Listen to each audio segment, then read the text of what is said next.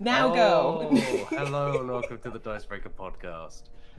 We like to keep the audience on their toes and ourselves, sometimes without even knowing that we're on our toes. Anyway, hello, I'm Matt Jarvis. It's Friday. Liv and Alex Meehan. Hello. I'm eating a Starburst out of the morning. When you were like, I'm going to quickly have lunch, is that your lunch? Just like a cheeky Starburst? I'm full. Is it like the thing from, is it Charlie and the Chocolate Factory where they have like the entire meal in one It's a chewing gum, thing? yeah. That's like it, the everlasting chewing gum. Blueberry pie. That. The snozzberries taste like snozzberries. The whole time, like, Gene... Oh my Wilder? god, what's Gene? the actor's name? Gene Wilder. No. Oh, Gene Wilder. Gene Wilder. Yeah. I was about to say Gene Gene Wilder is just like, oh no, don't do it. That's how I feel like when I'm like looking after kids and they're just like doing something they shouldn't. And they're sticking like a needle in a plug socket, like, oh no. I'll have to sing a like chirpy song at the end about how you shouldn't have done that. Yeah. Does he kind of just roll in as well? You know the bit where he's like walking on the cane and then he like rolls. Does he roll into your room like that? And just Kobe Morris as Gene Simmons. Oh yeah. In a very different movie. He did a bit of acting for a while, and you'd exactly expect what kind of films that Gene Simmons was in when he was about like 50, I think. I'm pretty sure on one of them he just plays like a baddie who just spends his entire time on a boat or something, just like on a yacht. That sounds not really pretty good. doing much. I The could do baddie that. who also sells like branded coffins. Because like at some point that's probably just a documentary about Kiss. Yeah. I mean, There is so much Kiss merchandise. yeah, like I know almost nothing about Kiss. My only exposures to Kiss are Rock School, which for those outside the UK was a TV show that ran in the wake of School of Rock, and it was basically like X Factor, but it was School of Rock, but for real. And it birthed the only artist I can think of that came out of Rock School was Little Chris. Little Chris was from Rock School. Known for checking it out, checking it out. Oh. Yeah. Wow. And I can't think of another song or artist that came out of Rock School. The only other thing I know other than that is branded Kiss coffins and stuff like that. Oh, yeah. I found out about Kiss through Tony Hawk's Underground. I think there was like a secret hidden level where you go to a Kiss concert and like you just do half pipes on the stage and stuff. do sick tricks rather than on the half pipes on the stage. With your like with your tongue out to like the bottom of your chin, like pretty sure. Like very heavy face paint on and stuff like that. Yeah, it's a good level. Really And Paul life. Stanley is just standing there going, "You're doing great." Paul Standy, am I right? Paul Stan. Yeah, I know about Kiss because of Pez dispensers. There was this one. Yeah. You know what? That makes sense. Just Pez dispensers. Oh no, that would be very different. Yeah. Yeah, that Just would a be very hawk. different. Yeah. And a film called, I think it's been like Kiss and the amusement park or something like that. The Ghost of the Amusement Park. What is this, a Scooby-Doo episode? I was gonna say No. there is a Kiss and Scooby-Doo crossover. Is there? Yeah. This is a different. Okay, Matthew Jarvis, right? There is a Kiss and Scooby-Doo crossover. Indeed. I'm talking about. I believe it's an animated film starring Kiss. Right. Naturally. And they go to an amusement park or something, and then there's a bad person there who's like doing kooky things or something, and they have to fight like the monsters with their ray gun powers from their guitars. From what I understand of Gene Simmons, it turns out the monster was Kiss the whole time. The real monster was the friends we made along the way. We are Kiss. That's how they end every concert. Yeah. Thank you. We have been the monsters. What do we do on this podcast? Oh yeah. Alright, we talk about Kiss, obviously. This is a Kiss podcast. Yeah. Yeah. Kiss FM, as we like to call it. Actually, let's not get sued by Kiss FM. Oh yeah. No.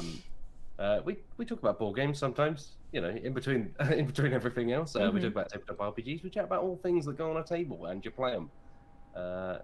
And that's what we're here to talk about. I heard Japlam. I was like, that's a new word. I like it. Japlam. Yeah.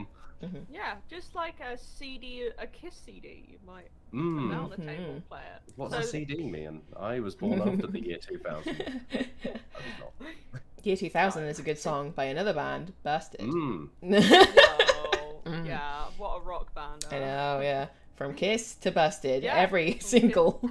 Yeah. Anyone remember McBusted? The crossover Yes! with McFly? Yeah, that was So, the yeah. event of my young life. Yeah. Mr. Jarvis. I was once on It's a Small World behind, I believe, Tom Fletcher of McFly fame. And I it, know him now. yeah, that was it kept me going through that ride. Mhm. It was yeah. Brilliant. What, just knowing that he was sat in front of you? Yeah, my cousin asked to go round that ride multiple times. So unfortunately, Tom Fletcher not there multiple times. But Oh, shame. You mean to tell me? That... he was just like it was actually the ghost of Tom Fletcher, and he was just kind of confined Whoa! to It's a Small World. Oh, what a Mm. purgatory to get Yeah, stuck in. the kind of wailing moans of 5 colours in her hair as you travel through. Yeah. Anyway, let's chat about what I've been up to, other than All right. Fine. Liv. Let's start with you. It's been a few weeks since you've been on. Yes, What have you been up to? yeah. Playing Thanks anything? for having me. Thank you for letting me back on. Welcome I know back. that I I made a After mistake your last past time. transgression. Yeah. Look, we finally managed to find like a slot with your agent. Like, Yeah, exactly. we worked it out. But yeah, no, I've been playing some things. I've been playing Jaws the board game we played the other week because it's Dicebreaker Shark Week this week. Have we told everyone what the thing behind Dicebreaker Shark Week is? I don't think we have. I don't think we may have alluded to it at some point. I think like Lolies may have posted on Yeah. some social thing somewhere. But I will- let's enlighten those who may be unaware of why. Yes. Shark So, Week. as far as I understand, because I was very confused about why Shark Week was happening in the first place. But so it was apparently Shark Week. Loli's told us, "Oh, it's Shark Week. We're going to do some shark stuff," and so we were like, "Cool, amazing." And then I'm pretty sure we were like recording like Sharknado, the Sharknado watch along, which you can see on Dicebreaker Plus pew, pew, pew, if you want to check that out. But yeah, we were halfway through recording that, and she was like, "Oh, it's not actually Shark Week. I got it wrong." We were like, "Oh, okay. Well, it's Dicebreaker Shark Week now," and that's Look, where we are. okay. Mhm. In the DCU, The DBCU? Dice. No, No. Dicebreaker's one word. Of course. My bad. I'm new. Yeah. There you go. How long can I keep saying I'm new until like carry on? In the DCU, the Dicebreaker cinematic universe, Hmm. it is Shark Week. Right. So Hmm. there you go. Yeah, I believe when we put it in, because we were obviously discussing memberships like a while ago, I think Shark Week was at that point that week, but it Yeah. moved, and we did not realise that it had moved. So Oh. Shark Week actually took place sometime in July. Right. But we had planned this in like March or June, because we were looking ahead through the year, and we're like, that'd be fun to do some shark stuff. And then nobody told us, like nobody No one. emailed us. Big like the Shark Committee, the Shark Week Committee, the planning committee. Discovery. Sharks. Mm, The sharks didn't tell us that it wasn't sharks. yeah. So They're here we untrustworthy, those sharks, I'm telling you. They But, genuinely freak me out. Sorry, yes. Jaws the board game. Jaws What game. was that like, Liv? Well, I'll tell you about it. It was a game in 2 parts, man. Where at the start, so me and Wheels were playing the boys on a ship, the boys on a boat rather, and then Lodi's was playing Jaws, and his name is Jaws, so basically we have to attach barrels to the shark to figure out where the shark was, and so Loli's was trying to run around, well, swim around, and eat a bunch of people before we could stop her. And initially she was very successful because she was accidentally cheating, but don't worry about that. When we started playing the game correctly, we tracked her down, but then she ate us and our boat, so Oh, That's unfortunate. yeah, that's not so good. no, that was part 2. Yeah. Lynn, do you know what? Mm. You needed a bigger boat. Hey. Like the You know what, movie. it's like the movie, Matt. It is. You are right. So I did, before we played the shark game, Jaws, I did watch the first half of Jaws, and then after Wait, let's back up. What? Is this Yes, the first time you've watched Jaws? No? Okay. I don't think know. so. Like, No, I know, that was genuinely like, I don't know, maybe? Like, I feel like everyone's kind of peripherally watched Jaws. Yeah, No. it's like just you've absorbed it through osmosis at this point, right? Like, Yeah, exactly. But I guess this was my first full watch through on my own, paying attention, I guess. And it is a horror film. That's a horror film if I've ever seen one. I know there's some dispute, I think, whether it's like a fun adventure film or if it's a horror film. It's like a PG as well, right? But there's Yeah. a lot of like kind of messed up stuff that Yeah. goes on in that film. Look, It's quite like traumatizing as a child. It was Oh, a yeah. different time, Jarvis. Back It then, was, it was PG like meant something different. 1972. Yeah. We were all You could show a sturdier. kid and a sort of insinuation of a woman's legs being eaten. Yeah, And it was fine. It wasn't So, even insinuation at that point. It was like there was a disembodied leg floating down in the water, and there's like a man halfway in the shark. Like, I mean, like it was full on. But yeah, like it also spoilers for Jaws, everyone.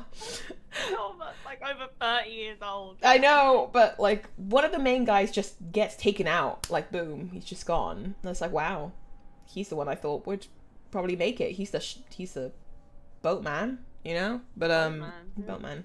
But yeah, no. We died in our playthrough, so it was a shame. But it was close. We were one hit away from killing Lily Shark. There you That's pretty go. close. Yeah. Rematch. I know. I'd like to actually. Jaws 2, The Revenge. Yeah, exactly. Jaws 2, The Revenge. Yeah.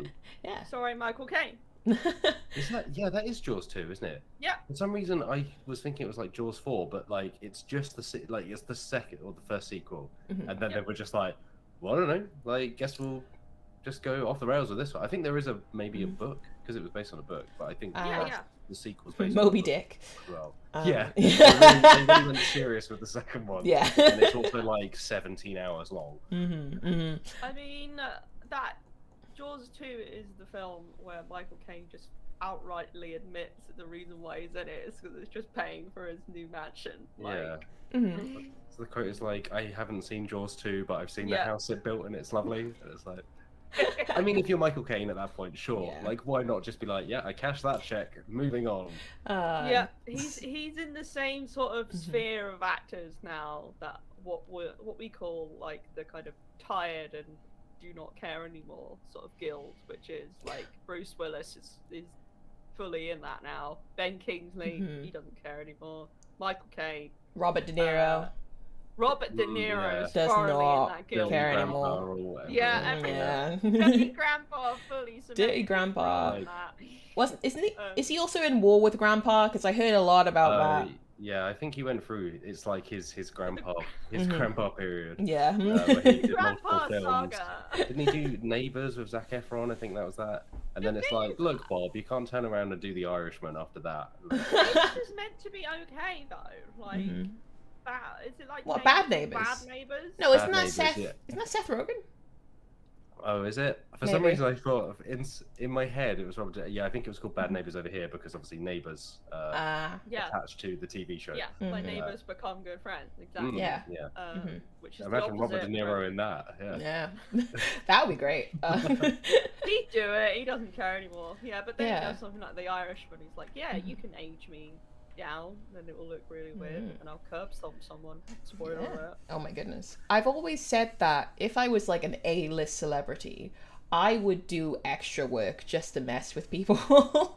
Like just to be in a background. Like imagine just like, I don't know, Angelina Jolie just like in the background of just like a French foreign film, just like.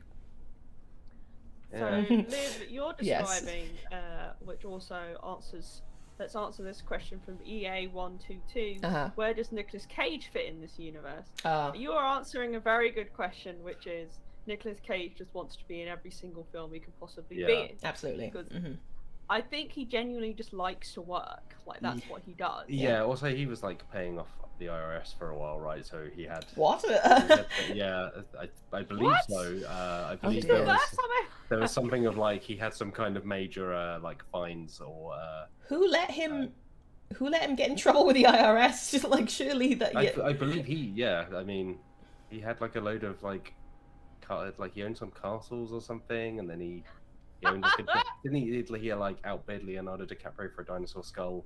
And it cost like Oh, I do know millions of that. dollars, I do yeah. know about the Mongolian dinosaur skull. Yes, Yeah, I do so- know about that. God. that's where that was going. So like after that, you need a few films. Like how many Gone in 60 Seconds is a large dinosaur skull worth? Yeah. Hmm. How many national treasures is a large dinosaur skull worth? Oh, this is just reminding me that last night I had a dream where I was like a part of like a trivia contest or something, and then one of the answers was Face Off, starring wow. Nicolas Cage and John Travolta. Is it that? Oh, wait. Is Yeah. that because we were discussing Face Off yesterday? Oh, maybe it in was. the office. Yeah. That's just like consumed its way into your mind Yeah. and reflected back up to the top. It's Yeah. never what you expect it to be. It's always just It's- those little blips. Yeah.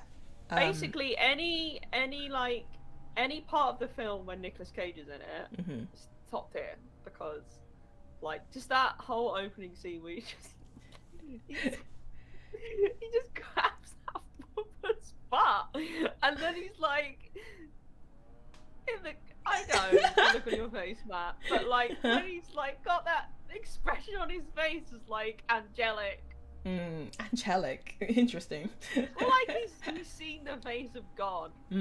I see. You can't replicate that kind of Yeah. acting anywhere else. I would just like to drop in as well that John Muskowitz has sent us a super chat. Thank you so much, John. thank Says, listening while working, you all very relaxing and make me smile. Please more Meehan fan fiction in the future. What is that? I don't know. Is that I believe your... that's referring to the books you were describing rather than the other way around. I think that was when we were Right. doing the segment about his like the Captain McFrobbins or whatever it was. Captain Like, Muskowitz? Sounds like a Muppet, but yes. I don't know what Muppets you watched, but My Sounds Muppets. like a having you cue Muppet. instead. Like... It sounds like a Muppet from that really, really awful film, The Happy Time Murders, which Oh. is essentially that premise. Which Melissa is like, McCarthy, yeah. Mm. yeah, and it was made by Jim Henson's son. I'm not kidding. Yeah. Wow. Like he's like, this is what my dad wants me to do. He wants me to make That's a way to Muppets. act out, really, isn't Yeah. it? Yeah. He came to me in a vision and he said, "Please make Mhm. sexy Make a Muppets, cow, adult Muppets." I don't know. make a cow Muppet doing Mm. Oh, things that I I can't really repeat. in yeah, this no, podcast. I recall. Yeah.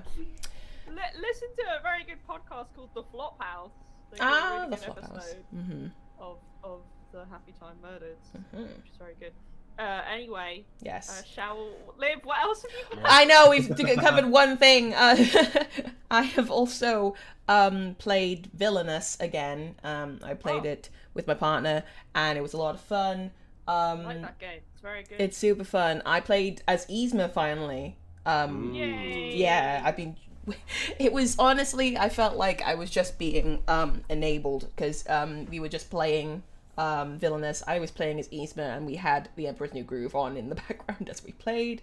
Very fun experience because honestly, Underrated. Ah, Underrated film. Mm. it's Yeah, the it's best really Disney good. film. Like I will stand by that. Oh, okay. 100%. That's Wow. spicy. Yeah, yeah, I will die on this hill. It does have John Goodman in it, so Yeah, Emperor's New Groove is really it's top tier. Like it is Yeah. fantastic. it's very Behind funny. you on It's this a one. very funny film. It's very good. But I kind of would recommend like watching one of the films that with the character you're playing in it at the same time. If like me, you need several sources of entertainment coming at you from various points. But because like there were just moments where it would like the scene would exactly match the card and you'd be able to compare the card and blah blah blah, and it was just like oh, that's Liv, cool. a very important question. Yeah. Is there a card called Pull the Lever? Yes. Oh no, Yeah. there's a card called Wrong Lever, which is Wrong lever. Wrong Lever. It's Why it's do we even have that lever? it's honestly a devastating card. It's basically like, oh, take half of Yzma's power rounded up because she just fell into the crocodile pit, and this is like I had like 10 power, and it was just like, oh, half of that's gone. I was like, okay, well. It's a bad lever. It's bad. Oh, it also has a fun effect as well. Like if so Yzma has 4 fate piles. The fate piles are like the stuff that the other people have to do to stop you from winning the other villains. She has 4 of them because she's searching for Kuzco, blah blah blah. The wrong lever card. Give Kuzco poison. Kuzco's poison. And no matter what, if they search through one of the piles, if your opponent searches through one of the piles, and they see wrong lever, it's like, this immediately has to be played. Like, you can't choose anything else. Oh wow! Boom, it's done. So I thought that was a very fun little twist. But yeah, that's good. Also, we played Avatar Legends, which I don't know if we've spoken about. I haven't spoken about it. Yeah, we spoke about it in the last podcast. Okay. But Liv, please give your thoughts on Avatar Legends. I like it a lot.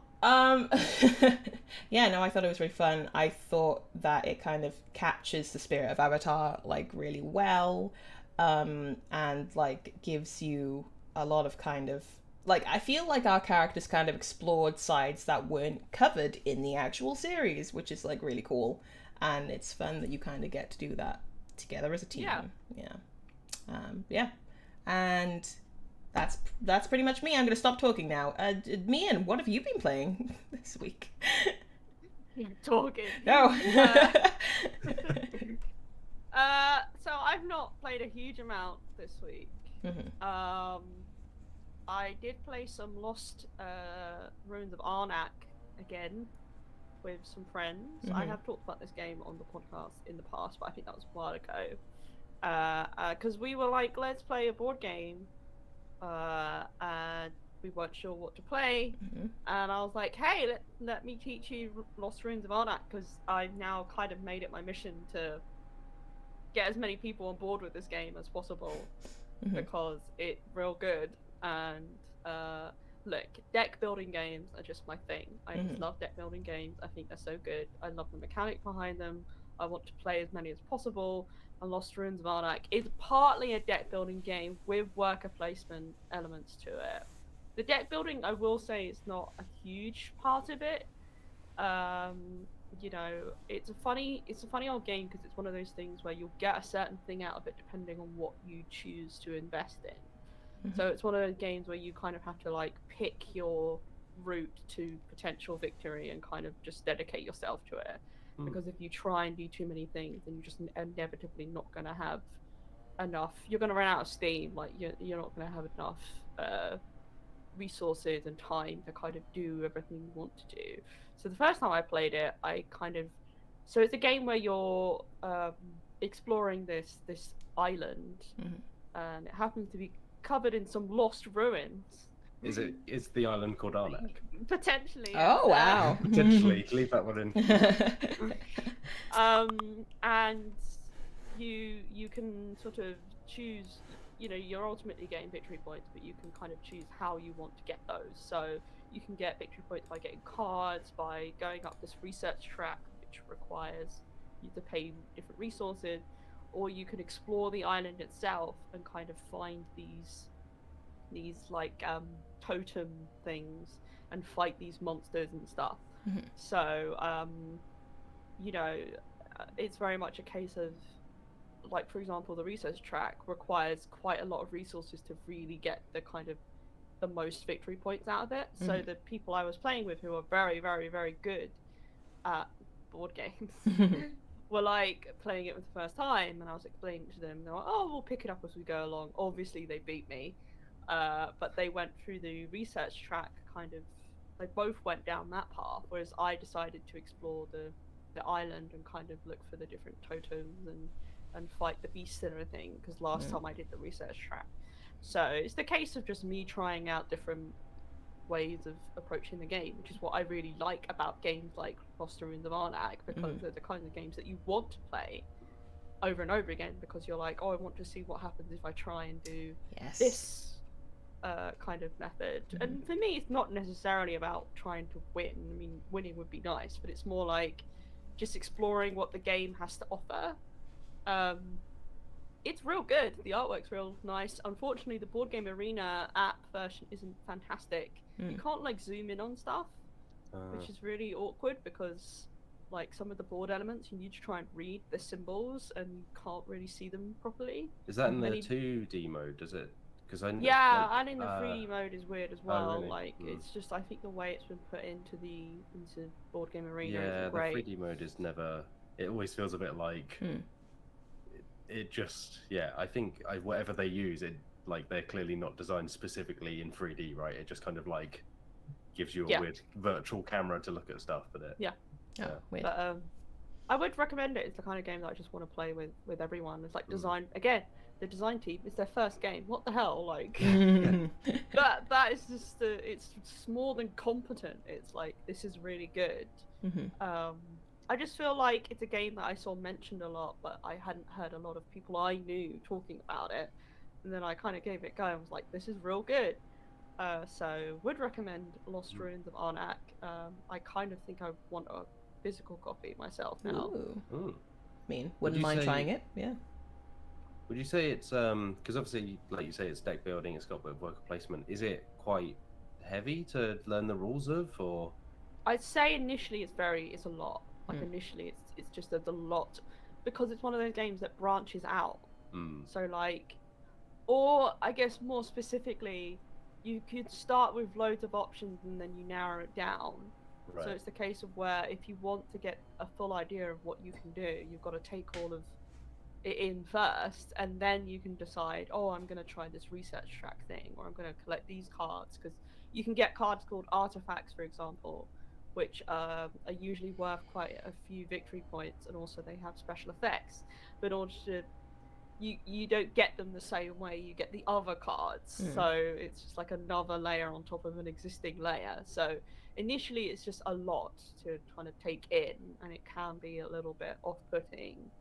But then once you kind of get into the game, things aren't as like, it definitely, if you want to like win, I think it definitely requires you to think carefully about each action, because I think there is like an element of maximizing, like min-max, so like maximizing each turn, like each round.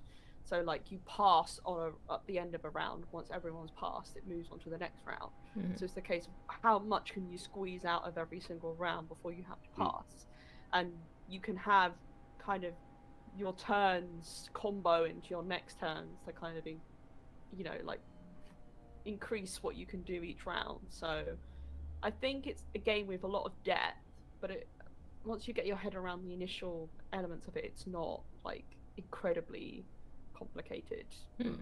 I guess it depends on your experience level, but yeah, your enthusiasm for it has me, because kind of like you, I've seen it around, but I've not played it myself. But listening to you describe it, I'm like, it sounds really cool. Like I like all those ingredients. So I think you would like this game. Like it's one of those games that is just like meaty in terms of there's a lot there for you to chew on. Yum. and you can keep coming back to it like a piece of old. It's like that. Like Jaws. Like that. Yeah. Yum. Or it's like that hoagie that Homer eats in that episode. That's you know, the one that's like really long, and then he just keeps coming back to eat it. Yeah. And it fully goes off by the time. Oh god. Yep. Look at that thing. But yeah, hopefully you won't have the same terrible consequences as eating that hoagie. But you can only hope. Yeah, that genuinely was one of my favorite scenarios from that entire show. Like just him in the bed with the hoagie and then Marge just being like, "Are you gonna eat that?" No, I think I was like, "Oh, can you leave me alone with the hoagie?" And like, you can eat it. That's a good moment. Playing Ross. I said it's a good moment. You please carry on. It's a great moment. Yeah. Apart from playing Lost Ruins of Arnak, that's the only kind of tabletop stuff I've really been doing this week. To be honest, I've not had the opportunity to do much else. Apart from that, I finished watching Avatar: The Last Airbender. Oh. The series. Ooh, so now you're on Korra, or Yeah, I'm gonna. I've Cool. got Korra queued up. I'm just gonna find the right moment to kind of start watching that. I love Matt Korra. Jarvis. Korra stands unite. I love Korra. Love Korra. I am in the very pleasant position of being surrounded by friends who are just sort of very intensely excited just for me to watch Legend of Korra. Yeah. Do you know anything about it, or like? Vaguely, I know that it takes place sometime after the original Avatar series. I know that maybe some of the old characters might be in there. What? No. I don't know in what capacity. I know that there's some gay stuff in it. What? According to In my to animated my television show? Sorry, yes. Because they're just very into that. So I have that to look forward to. Yeah, I know some bits. In fact, the majority of my friends actually think Korra is better than Avatar. And I think it's just because of our age. Like, I think a lot of us watched Korra at the right kind of time, whereas we might have been a bit too old for Avatar. I don't know, but because like I've said before, when I first started watching Avatar, the thing that I really sort of bounced off of was the fact that it is clearly very aimed at a very kiddie audience initially. Like, there are aspects of it that go kind of into a more serious angle, which I really enjoy. But I did laugh a lot at like the humor. Like, some of it is a bit much. Like, I think Sokka especially can be a bit too much, as like he clearly is the comedic relief for the kids. Like, although like some of the things he says is very funny. Like, there's a bit in one episode where he's in a these two will know this, I think, but he's in a tent waiting for someone that he is it likes the rose very much. No, it's the bit. It's like one of the last episodes. He's like in his tent waiting for someone that he likes. Yeah. And then like Zuko walks in, and just the expression on Sokka's face, like Sokka's face just made me laugh so much. Oh, I thought he had a rose in between his teeth. Like, maybe He wrong. does. Okay, there we are. Okay, that good. bit, yeah. And that whole episode with the play is just, mate, I was laughing throughout the entire episode, basically. It was very funny, like 4-4 breaking. Like, that is so clever. Yeah. The kind of. Oh, sorry, I was just going to say, I feel like we've spoken about, like, Aang and Sokka and Katara a bunch. Toph is so good. I love Toph so Toph much. is so good. Like, I love Toph. Toph's reaction to that whole play is fantastic. Yeah. When they're, like, looking at her waiting to see what she thinks about the person who's playing her. And she's like, this is great. Yeah. Excellent casting for Toph. Yeah. Obviously, like, Toph being blind, it's just a nice, like, addition of you know, this character is entirely capable, and if not more so, like, in the sense that she, you know, It's she's so clever. incredibly powerful. She created metal bending, like, that's wild. But also, I have to say, Fire Lord Ozai, there's a bit, this isn't really a spoiler, but there's a bit where he just, like, rips off his robes, and he's, like, shredded like a ninja turtle. It's like, absolutely. I sent a message to Gwen because I was basically live messaging them the entire thing. And I was like, oh my god, he's totally ripped, just in big caps. Oh, wow. So yeah, I'm looking forward to Korra to see them. Because I think it will be more my thing, just because it's a bit old. Like, the characters are a bit older, it feels. I think it will have a more mature tone, but hopefully still be funny. I also wanted to mention that Azula is also fantastic. Yeah, Love Azula Azula. is good. The whole, like, swimsuit beach episode. Oh, the beach episode. Oh my god, yes. So funny when she's playing, like, you know, volleyball, and she's just so aggressive about it. And then that guy, like, the bit where she just turns to him and she's like, we're gonna dominate the world, we'll be such a power couple. I just love that energy that she has. She knows what she wants. Me and my friends used to always like threaten, like, okay, we're going down to the beach. I'm gonna have a beach episode. Okay, we're going now. We're gonna sit around a fire and spill everything. We're gonna have some character development. Yeah, together. exactly. Yeah, and I'll give a shout out to Ty Lee, because Ty Lee, I feel such a connection to Ty Lee as a character. Yeah. Like, she very much has. I love her like Shimbo kind of energy. Yeah. Like, yeah, she's people underestimate her, and she's very capable, but she's also like just very happy to be here and just very like enthusiastic.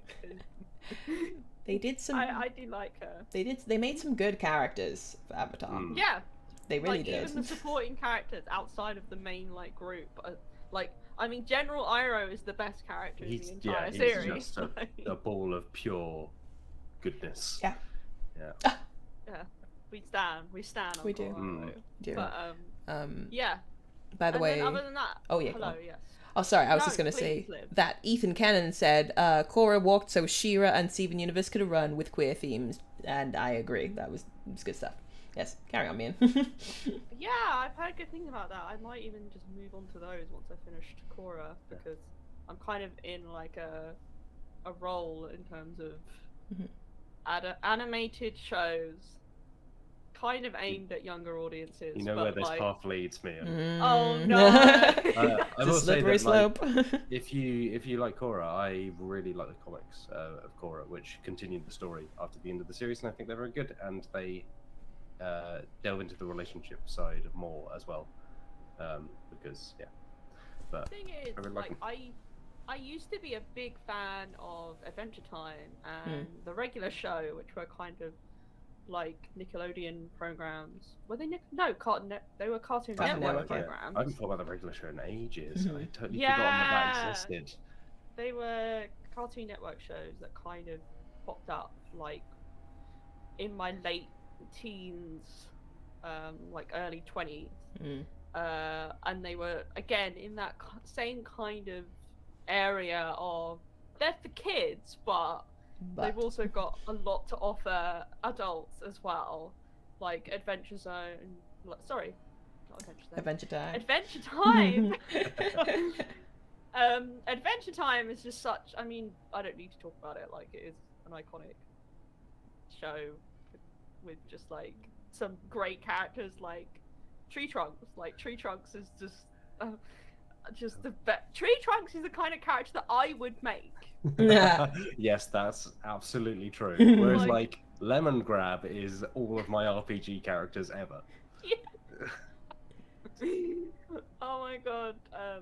And I'll never forget the episode with Fiona and Cake and just being like, this resonates massively with me in terms of like, this is the fourth wall break of like fan fiction versions of characters. But yeah, and now I'm kind of at the age where I've got more of there's a kind of gap there that I feel like I'm filling with like Avatar and Korra and everything. I feel like I'm potentially going down a path of watching these kind of shows again, where they're for kids, but like they adults can have fun watching them as well. Yes, Matt Jarvin. No, I was just making faces. Like I say, you know where the animation I know. all roads lead back to anime. I mean, I was already watching like Castlevania. I mean, that's closer to anime than that's closer. Yeah, definitely. Stuff that I was watching.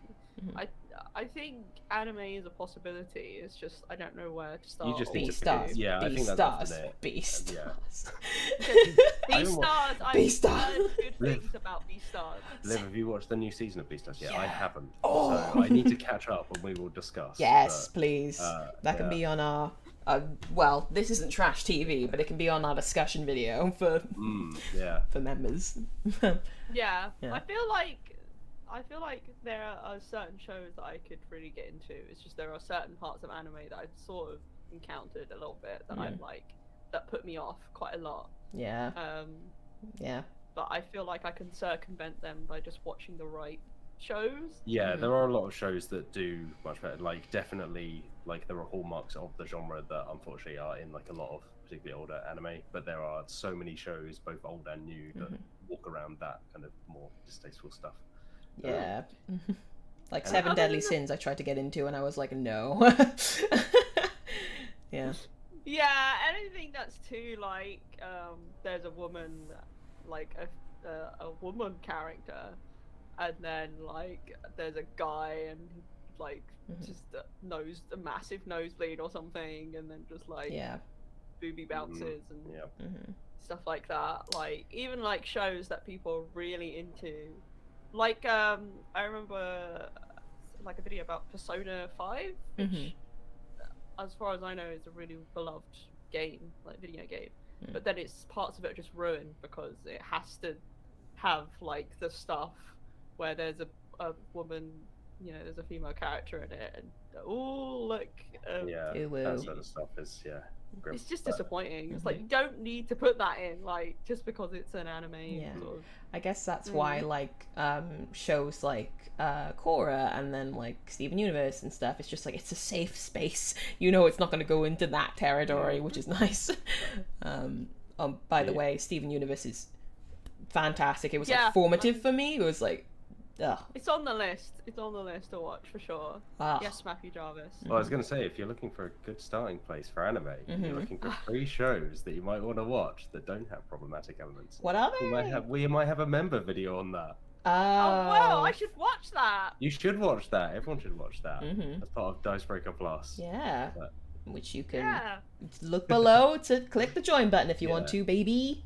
It's up to you. Other stuff is just I'll give a shout out because why not? I've been talking about this to Matt Jarvis and a few other people. There is a YouTube creator that I really like called Noah Cadwell Gervais, which some people might already know, who covers video games, so I guess not really tabletop related. However, Boo. he makes these incredible like video essays. And he's recently released a 7.5-hour video about the Resident Evil franchise, and I've just had that on the background, and it's just so good. Like such a soothing voice, and he just breaks down these games, which some of the plots are just absolutely just mind-boggling, completely ridiculous, and somehow he manages to articulate what the hell happens in them. Super impressive. And I just get to sit there and go, I don't know how to play this, but I can kind of understand what happens. So by the there way, you go. oh sorry, I was just gonna say that Angel Beat mentioned Agretsuko, which is a fantastic anime. So good. I've watched some of that, yeah, and I kind of found it like funny. I'm not hugely into the art style, I will say. Like, sometimes there's certain, for example, Ruby, which I've heard is pretty like messy anyway. Like that art style I really don't like. No. The kind of 3D CG kind of like I does didn't dig the for 3D me. stuff at all. No. Like I just find it really, really like there's that show on Netflix, The Dragon Prince, which is another one that I've had an eye on. And it's not too bad. It doesn't go too, it looks like it doesn't go too far into like the 3D aesthetic-y thing. But even like the look of that is kind of like yeah, I was unsure about Beastars because of that initially, and then I was like, actually no, it works. Like it's 2D but 3D. I don't know. It's good. I like it. They start Matthew out, I Jarvis. think. Me? Yeah. Yeah, please tell us what you've Throwing been over doing. the torch. First of all, hello to Kirsty, who's a very good friend of mine who's in the chat. Oh, I guess They're wonderful.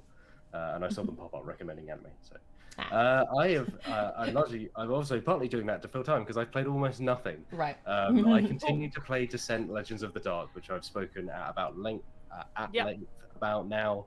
I continue to plug my way through that campaign with my wife. Because if you want at to some point... hear Matt's thoughts on that game, you can read a kind of thoughts piece that you've put out on the website now. Dicebreaker.com. Yeah, about Tide them over. the app particularly, and then we will have a full review coming once I finish the campaign, because the campaign is long, and I think that is one of my, I mentioned this last week, so I won't labor the point, but I think that's the biggest question mark for me now, is I'm having a great time with the gameplay and the story in the world. I've seen some people griping about the art style, but It's not. 'Cause they I'm want not it like head over serious. heels about it, but I kind of like it. Like it fits. I feel like it fits the kind of slightly goofy writing. Like it. Yeah, it just kind of feels like I'm having a good time. I like those characters. I like the way it's presented. But the big question mark for me now is for a $170 game, and I actually saw this week confirmed that it's 175 quid in the UK, which is probably a result of Brexit and shipping stuff and so on. But that's a huge chunk of change. And I think the component quality is fantastic. The 3D terrain is brilliant. Like the miniatures look great. But the big question mark for me now is how long is that campaign? How many hours do you actually get out of that box?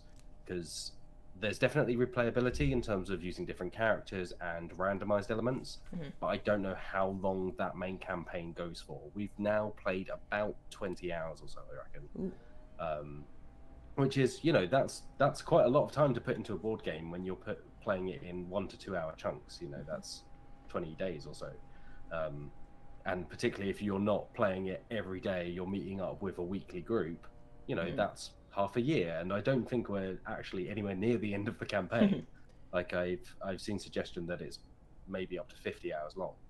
But I think still when you're investing that amount of money into a game, it's worth knowing how much you're actually going to get out of it in terms of gameplay. Yeah. Also, I think... Sorry, Lid. I was just gonna ask, I'm not sure, I don't know much about it. Is it like a dungeon crawler? Like what? Yeah. Okay. So it's some folks might remember Descent Journeys in the Dark, which had a second edition in like 2012. So it's very much not a third edition. They were very upfront before they released it, saying, "Hey, this isn't connected to that. Like it's part of the Descent universe, which is the world of Terranoff, which before this game I did not care about at all and thought it was very bland fantasy, whatever." But I think with the characters in this game, I'm a little more invested now.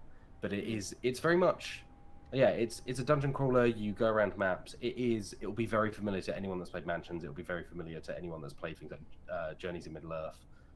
You move each turn, you get 2 actions, so you can either interact with things on the map or you can fight enemies by rolling dice.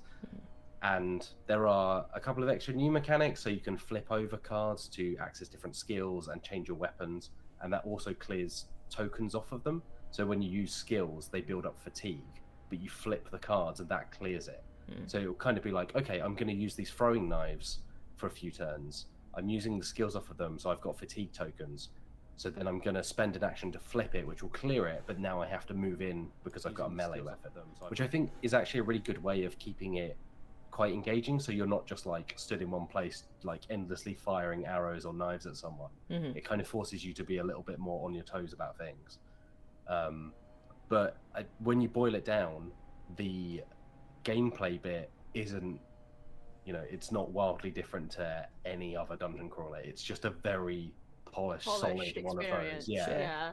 But I think there's value in that, Yeah, I really think, again, I've not played it, but I've been very interested to play it. I mean, I think it's just one of those games, as when it comes to price tag, I just kind of feel like it's one of those games that you need to buy with other people. Yeah. Because it is very expensive. £170 is a lot of money. Obviously, if you have the kind of money to spare on that kind of thing, like, then there you go. But I really think it's the kind of game that people should be buying with their friends, because 1, it makes it more affordable. 2, you're gonna need a consistent group to play a kind of game like that anyway.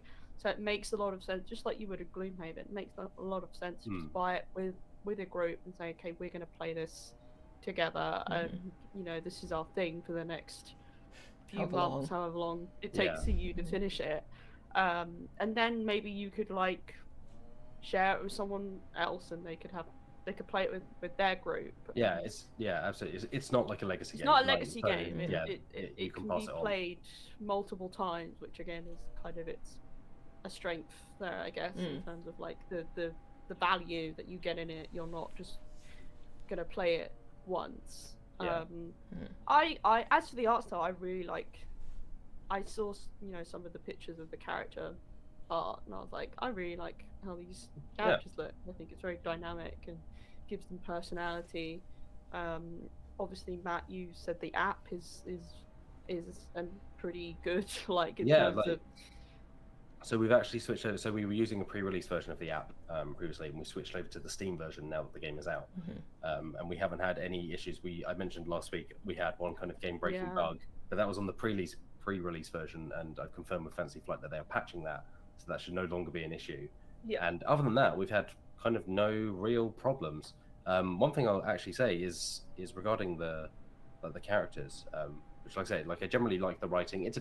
It's very kind of stock fantasy. It's exactly what you'd expect. It's like, I have like X reason to go adventuring. I have like Y kind of thing in my background that will come up occasionally. But one of the things I think about the party of adventurers that you're with is they aren't just kind of the stock like here's a warrior. Yeah, exactly. Like here's a warrior, here's a mage, and also there's like a character that uses they them pronouns, and there's a character who communicates with sign language, and things like that. And it's not, they don't lean upon it in a way that feels like exploitative. At least to me, speaking from obviously my experience, I am not personally experienced with either of those kind of lived experiences, but it felt kind of naturally addressed and included in a way that was just kind of like, why don't we see more of this in fantasy? Because this is like inclusion, especially like, exactly. Yeah. Like, especially in a game where like character matters, like characters matter. Like in this experience, it makes such a difference. I imagine it does make a difference to see, you know, characters that do have those aspects to them. It's good to see them. Good to see like Fantasy Flight and that lot kind of putting those elements into their games and diversifying their characters a bit more. I think generally Fantasy Flight have been quite good with the inclusion and representation in the past. You look at something like Arkham Horror, which has kind of reclaimed the Lovecraft, like obviously Lovecraft, terrible racist, like, horrible person. But they kind of reclaimed that with a cast of investigators who like almost fly directly in the face of Lovecraft's like, here is a white European man just going through this thing. So they generally have a decent track record with this stuff, but it's just nice to see, particularly in fantasy games, when there are so many fantasy games that are just like, here's 4 white cis dudes, like here's a warrior, a mage, a ranger, and a rogue. Or or here's a woman wearing a bikini. Or exactly. Something. So I'll have much more to say on Descent, because like I said, I'm putting a lot of time into it. I'm really enjoying it, but there is clearly a lot more to go. But that's basically all I've been playing, because I've just been trying to chock on through that. I have played, I think we discussed it last week, but obviously I'm playing Avatar outside of work as well, which I continue to really like that RPG. Like, I'm excited to continue with that.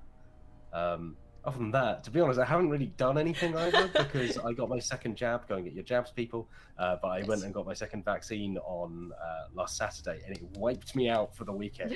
So I spent most of the weekend just feeling sorry for myself. And just snotting in a corner. So I mean, I was self-isolating, so I was also at home feeling a bit grumpy, but the weather was terrible anyway, so who needs not the worst. And I had Mass Effect, so I was entertained. But hey, something I didn't mention that I've just remembered. We played D&D. Yes, we all played Are Dungeons we allowed and to talk Dragons. I don't know, are we?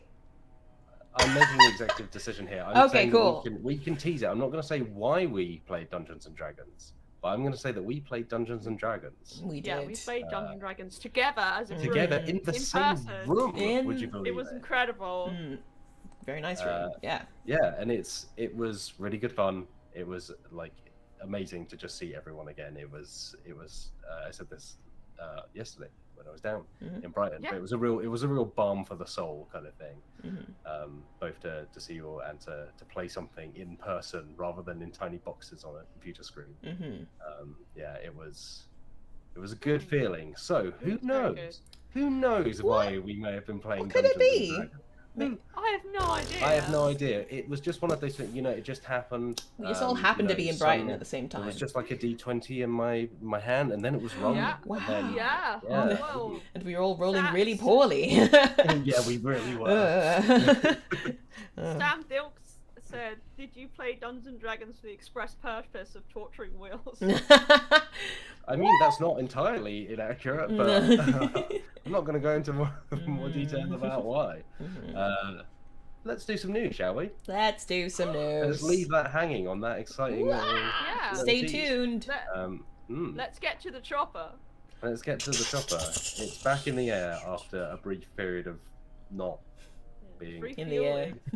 I picked out a couple of interesting games from this week, or a couple of headlines even. But the first one is a game. Chase, our wonderful news reporter, wrote up this announcement story about That Time You Killed Me, which, first of all, great name for a game. But it has a really fantastic premise. So I believe this is coming from Capstone, who folks might know from things like Pipeline. I think they re-released Bus. But the what's up? Bus? I'm just laughing Bus. about Bus. Bus? Just Yeah. laughing about Bus. Yep. We had a wonderful piece about Bus this week Yeah. on the website from Jean-Luca, who wrote about Bus. For folks who don't know, Bus is a game from like 1999. It was one of the very first worker placement games before Carcassonne, and you drive buses around and you also travel through time, which leads me neatly back to That Time You Killed Me, which is a game about time traveling. I think kind of assassins. It's kind of a bit Deathloopy. Oh. In that they are time-bending assassins. It is a two-player game, and you're playing against each other and trying to take each other out. So you like can leave traps for each other, and you can travel through time and use that to your advantage. But obviously, your rival can also travel through time and leave traps. So yeah, and I really like the look of it. It's got this very kind of like I don't know the best way of describing the art. It's almost a bit Dixity. Like that kind of surreal. There's like an elephant under a cup in one of the images. It's got that kind of like dreamlike. You should visit Dicebreaker.com to have a look at this wonderful artwork. Yeah. Included in Chase's article because it's real special. You should. So yeah, and so you play on multiple boards. So there are multiple gridded boards, and the game itself actually isn't super kind of visually overwrought because you have just kind of like they almost look like chess pieces, like white and black chess pieces on each board, which I think represent different timelines or different areas. But apparently it plays about 15 to 30 minutes. I don't believe there's a release date on it just yet. So they've kind of teased this, but they haven't said when it's coming out. I don't think they've said that there'll be a Kickstarter or anything like that. But I just wanted to bring it up because I think A, the name is fantastic. B, it looks really great, and the concept is really exciting and different. And it's just one of those games that I thought, that looks really cool. That's such a fresh kind of idea, even though it's a bit Deathloopy. In terms of board games, I haven't really seen another game that does something like this. So yeah, I'm excited to check it out at some point. Is it, whenever it appears into the timeline. Is it only 2 players? Just 2 players max? I believe it is just 2 players. Interesting. Okay. So yeah, it's just head-to-head assassination time. You saw his caps though, because this. Oh, is maybe no. Pandasaurus.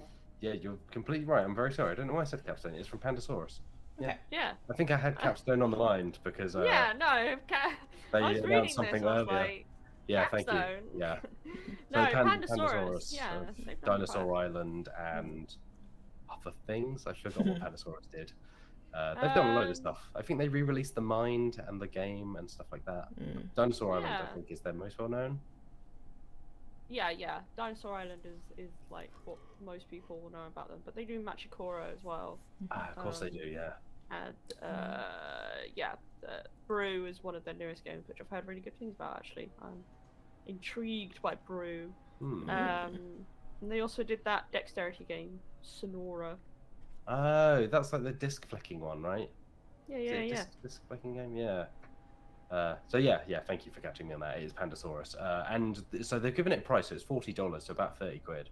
But they haven't said. I think they put it up for pre-order, but they haven't said when it will actually come out. So presumably it means relatively soon if they're taking money for it and they've got what look like final copies. Who knows? I don't think they by the tend end to of the mess year. about. Yeah, I don't think they tend to mess about with releases. Yeah. There we go. Cool. That time you killed me. Sounds like the title of a Friends episode. Yeah. It sounds like the title of a James Bond theme. Yeah. Yeah, I can see that. Okay, who would sing the James Bond theme That Time You Killed Me? What's her name? Kate Bush. No. I'd love that. Bad guy. Billie Eilish. Billie Eilish. Billie Yeah, Eilish, that's yeah. how. Billie Eilish would tell. Oh yeah, no, I could see that. You know? Yeah, I could see that. Yeah, she'd do yeah. I'd love to see that. Yeah, I mean, That'd be fun. I don't mind Why her not? music. She's Yeah, alright. she's alright. I just think it'd be very funny to just Damning hear. with faint praise there. Yeah, it's like, oh It's like, yeah, wow. I don't I can hate tolerate her. it. Yeah. No, I like. Yeah, Look, I'm Billie kind of in the Eilish- same boat as you, to be honest. Billie Eilish isn't coming over here to get compliments. She doesn't care what I think. She's coming over here to record the theme for the next James Bond. Yeah. Putting out Yeah, solid, did they solid albums. confirm who's doing the theme song for this? It's Billie James Eilish, Bond? right? Yeah. Is it actually Billie Eilish? I believe it is actually Billie Eilish. Is it? No, Yeah. really? Yeah, right? Yeah, that was announced a while ago. I believe it is Billie Eilish. That's wild. That's Didn't insane. No, I didn't know that. Oh.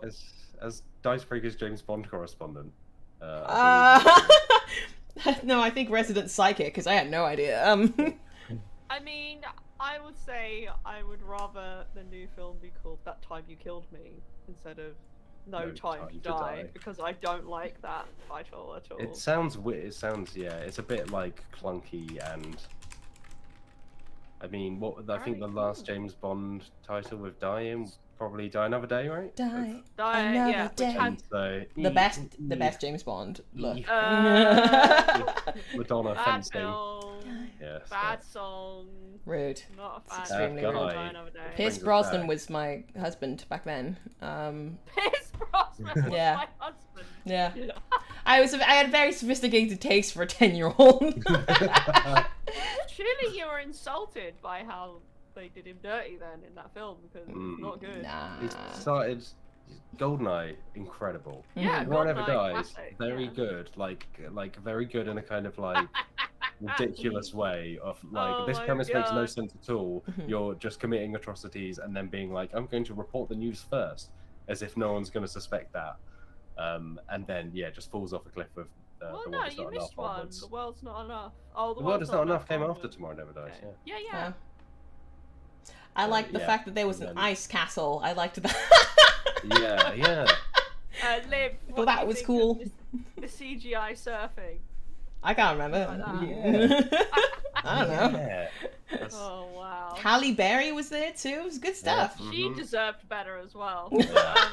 That was the she had Halle Berry, incredible, incredible Yeah. movie star. Yeah. I think that was not that many years before or after Catwoman as well, and it's It was like, a bad Mhm. time for her. yeah, career, you yeah. Look. you are so much better than this. Pierce Like, Brosnan, Yeah. Halle Berry, Madonna, Ice Castle. You've got all the ingredients. Yeah, but unfortunately, the way that they were mixed together and produced, it created a terrible smelling. That's your Wow. opinion. That's my opinion. I Yes. will say, Die Another Day was the first CD I ever owned. My Oh, dad bought me it bought me the single on CD. cute. There you go, bring it back to CDs, Matt John. Mm. yeah. I think mine was Ant and Dec's. Of course it was. A Wow. different James Bond theme. That's Anyway, very this good. the second news story I pulled this week is just kind of like a more of a kind of a interesting state of the industry, let's call it. I spoke to Fancy Flight a little while ago, specifically their, I believe I'm going to find his job title, it's just somewhere in here, Product Strategy Director Jim Cartwright. I spoke to Jim about generally how the studio is doing. Obviously, Descent's coming out this year. They've announced a lot of things in the last few years around living card games. So I asked kind of, what's kind of what's the temperature like around living card games? Because we've seen things like the Lord of the Rings card game that's gone on hiatus. It hasn't come back out of hiatus yet. Android Netrunner was cancelled a couple of years ago due to licensing issues. With Arkham Horror, the card game, they have released they've moved away from monthly Mythos packs to just kind of all-in-one campaign boxes, so more kind of standardized expansions. So it felt to me a little bit like the living card game format was almost like they were shifting away a little bit from it, and so I wanted to get an idea of it. And basically, I spoke to Jim. very much kind of reaffirmed that Fantasy Flight is still supporting living card games. They're still very much on their radar. Like Marvel Champions and Arkham apparently still doing really well. Yeah, two of their biggest successes last year. Mm-hmm. But it's been interesting because we've obviously seen Magic continues to go from strength to strength, it seems, and that's sticking with a very traditional, here's a pack of randomized cards. The difference here is that these are story driven, particularly the Arkham Horror.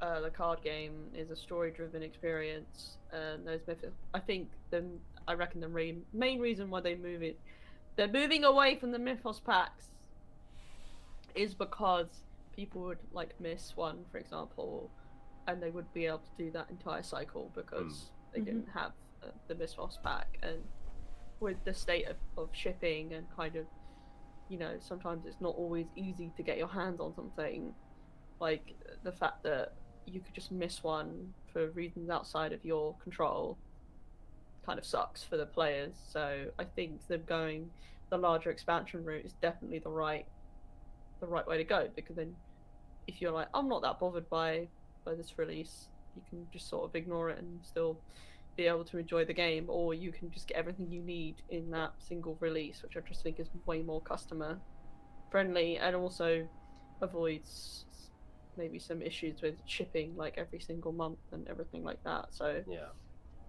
I think that's a fair observation. It's interesting to see it in comparison to something like the new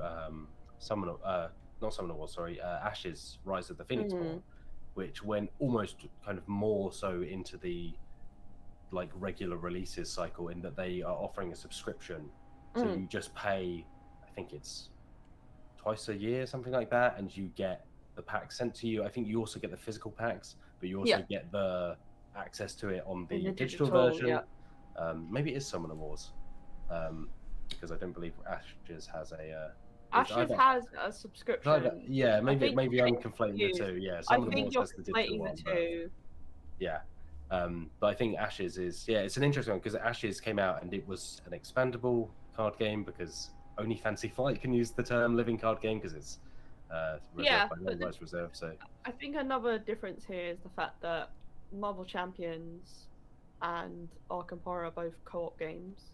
So like the stuff you get there is just mostly for like your individual experience as a group that you play with, whereas with like Ashes is like a competitive game. So obviously I think they release like new characters that you can play as. Yeah, so I think typically their packs are, like you say, they are character decks, and then they have custom dice that go with them.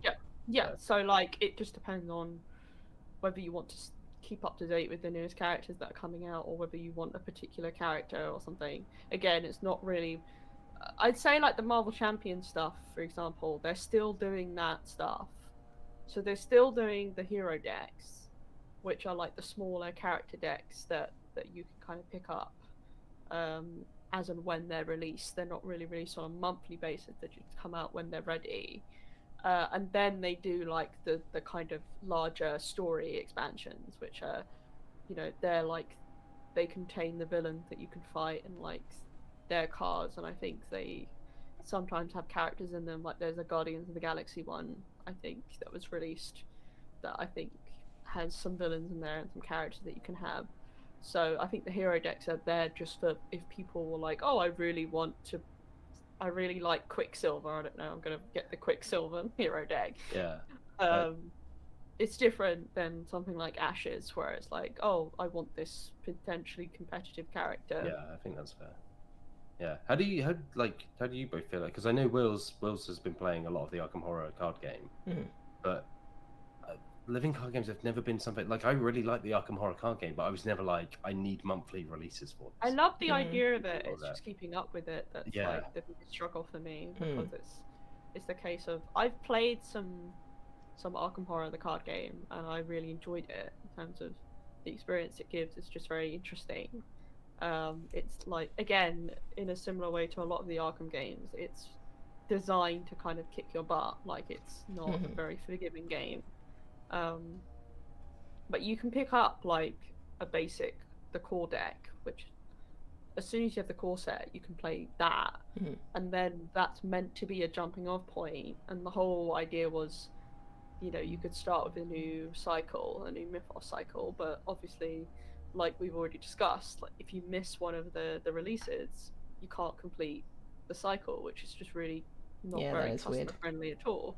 So this new way they're doing it, and they're actually rebooting it to the point where there is a re-release, a new edition of the core set coming out for Arkham Horror, the card game, to kind of help people get on board with it now, which kind of, it doesn't really provide anything new, it just provides like a more polished version of like the original core set. And then from there you can maybe jump on this new expansion that they've got coming out, which I think is called The Edge of Earth. You know, and that's even being released into 2 separate boxes, which is like the campaign that you can buy and the investigators that you can buy. And you don't require either. You could just get the investigators if you just want the characters, or you can get the campaign if you just want to play the campaign. So I honestly think the direction they're going in is like, I'm all for it, because it just makes it a lot more customer friendly, a lot more straightforward.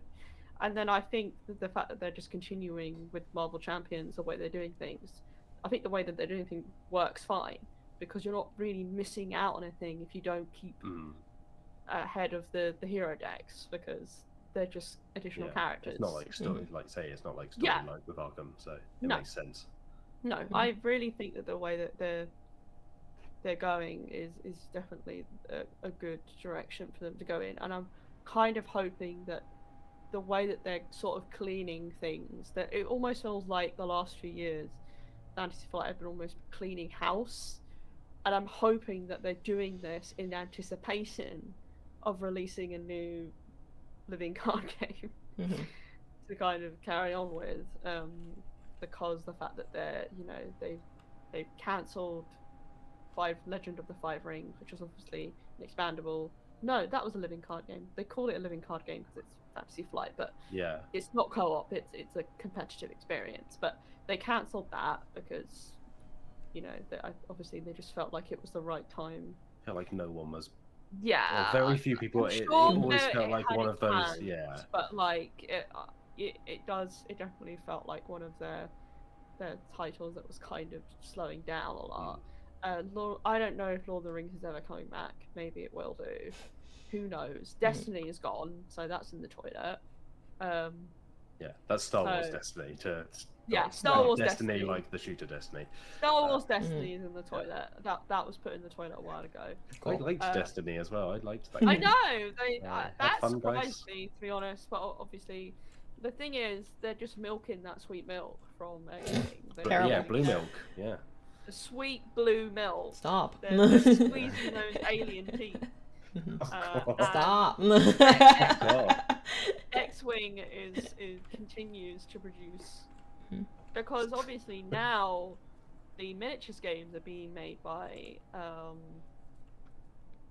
Chaos thingy. Atomic Mass is the one. So now Atomic Mass is sort of in charge of the Star Wars miniatures game. But the issue is that they're not, as far as I know, they're not really producing much at the moment. Because again, my theory is basically the majority of the Star Wars miniatures games and have now quietly been put to sleep. Apart from maybe that's X-Wing. pretty upsetting phrasing. Yeah. Oh gosh. It's a case of like they're just not really that bothered by it at the moment, and I just think I don't know. I'm on board with Fantasy Flight not continuing to drag a dead horse just for the sake of it, in terms of like, okay, this is going on forever, we keep producing expansions for this. The moral of the story is I want to see them make some new games, please, instead of just like Arkham Horror is doing well enough that it's going to keep going, that's fine.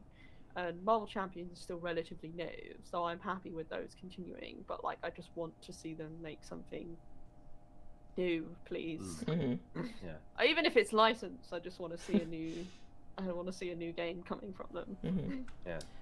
Also, I think the only living card game I've played is probably Magic, right? That counts, right? Nope. That's No? so yeah, that's collectible because it's randomized boosters. So living and expandable is like you know exactly what you're getting in the set.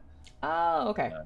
That's So like Then very much only not. No. split factor. So here's a peek behind the curtain. Mm. Living card game is a very specific term we have to use Mhm. when describing Fantasy Flight's card games, because it is actually a licensed term It's a that they copyright thing. Okay. created, Mm-hmm. and now they use for things like Arkham Horror, the card game, Marvel Champions. It basically is expanded, like it's expandable Okay. card game. You know what you're getting when you open the decks. That's the difference. Whereas like a Not a collectible loot card box. Yeah. exactly, yeah. as Matt explained, a collectible card game is randomized boosters. Like you don't know what you're going to get from them. Yeah. Cool. Then I've never played one. Nope. Nope. I prefer it personally. I'm not a huge fan of, like, I don't know, something like Keyforge. I'm fine with because you just get the decks, and if they're rubbish, then oh well. Like you're not like, you don't get open boosters and they're just full of trash. Like Mhm. the probabilities you're probably going to open like one pack and it's going to be somewhat okay, whereas the expandable ones, at least you know what you're getting. Like I feel like that's a better, it's less, like you said, loot boxy. Mhm. Like you're not having to pour money into something in the hopes of getting something that's not rubbish. Yeah. Yeah, I mean, Keyforge is an interesting one because they defined like a new genre. They were like, Yeah. it's a unique deck game, and then in the 3-4 years since then, they've not released another unique deck game. Mhm. When they launched Keyforge, they put out Discover Lands Unknown, which was like a unique with like a capital U board game, which was built on similar things of like we're using algorithms so that every box has slightly different bits in it, and then people didn't really like that board game, so they didn't do that again. So yeah, it's kind of, I wonder whether that idea is kind of dead in the water a bit, where it's like it's cool on paper, but Keyforge, like people like Keyforge, but it's not exactly, you know, suddenly taking a large slice of the magic pie. No. Yeah. Yeah, it'll Like- be interesting. The thing is, I just want them to do something. When I say like Keyforge, I don't mean just do another game like Keyforge. Yeah. I want them to just make something that's like a new IP, like not licensed. It's just a new weird game that they've made. Like Keyforge was such a breath of fresh air in terms of like, here's this weird card game. Sure, it's from the guy who made Magic the Gathering, but like it's just completely something very different and new, and again, no licensed properties. And it's just like, I just want them to take some bloody risks. Yeah. It's such a big company, like stop being, you know, Don't be shy. take some risks. Yeah. Like, Don't be shy. Make some more. you know, you can do that. Like Keyforge isn't a total, like, people like Keyforge. It's not like a failure. Like, Yeah, I don't know how the king. sales are doing. That's the question. It's like, is it a vocal minority of people like, I love Keyforge, but actually it's selling like a dozen copies? I don't to know. a I mean, dozen they're still making expansions for it, so it must Yeah, be- that's true. they haven't killed it yet. So I mean, like, if anything, if Star Wars Destiny is proven anything, they're not afraid to kill something. If you know, if it's just like Star Wars Even if Destiny it's was Star a Wars, baby. yeah. Like it was a baby when they killed it. Like, you know. Ian. There's too many Please. upsetting descriptions going on in this episode. Look, just don't take it out of context. It was. There's a very clipping young. feature on YouTube now, everyone.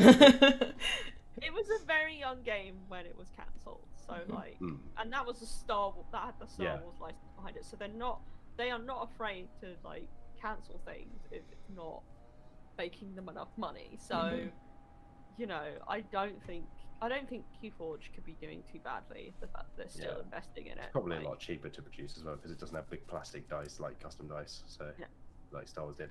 But all right, other stuff that I pulled, we don't have time to sit on any of these, but I'm just going to pull out. Me and you wrote about a game called Flamecraft that looks really adorable. That's over on the website. It's like dragons drinking tea or something like that. Yeah, it's worker Oh. placement game, but the artwork for it is incredible. It's on So, Kickstarter. Is that a thing? Or no? Nope. I'm lying. Nope. Never mind. Think of something else. Go ahead.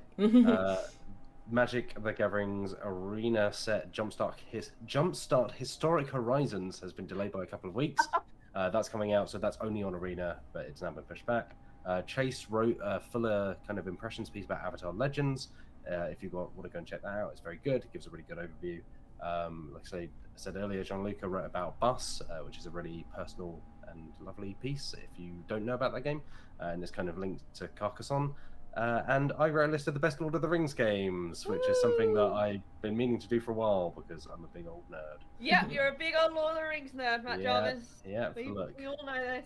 Look, my wedding ring is engraved with Elvish, so that's Aww. where we're at with this. That is cute. Yeah. Let's move on to this week's weekly segment. Liv, Boo, boo, boo. Yeah. you kind of came up with this idea. A little bit. It's your turn to give it a name on the spur of the moment. Oh, this week's okay. weekly game, Liv, is called... Oh, the 13th champion. Oh, I like that. I don't know. That could have been a ball game. Yeah. Yeah. I would have called it Friday the 13th 20. Jason fights. I don't know, board games. Jason versus board games. Jason versus board I don't games. know how Space many Jace board game. Friday the 13th.